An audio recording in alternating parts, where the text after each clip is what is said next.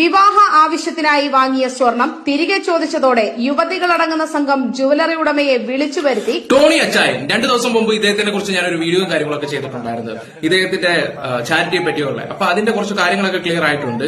അതല്ല ഇപ്പൊ ഇവിടുത്തെ ചർച്ച. ഈ അടുത്ത സമയത്ത് ഇദ്ദേഹത്തിന്റെ വോയിസും കാര്യങ്ങളൊക്കെ വന്നിട്ടുണ്ടായിരുന്നു. അതിനുശേഷം കുറെ അവന്മാര് നെഗറ്റീവും കാര്യങ്ങളൊക്കെ ഇദ്ദേഹത്തിനെതിരെ സ്പ്രെഡ് ചെയ്യുന്നുണ്ടായിരുന്നു.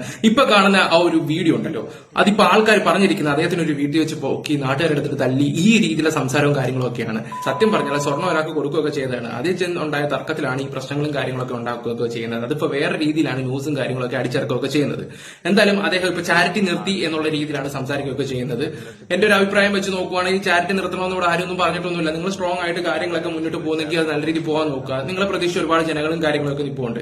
3 കുടുംബമായിട്ട് ഞാൻ സംസാരിച്ചിട്ടുണ്ടായിരുന്നു. ആ 3 കുടുംബം കറക്റ്റ് കാര്യങ്ങൾ ഡീറ്റെയിലും എനിക്ക് അയച്ചു തന്നിട്ടുണ്ടായിരുന്നു.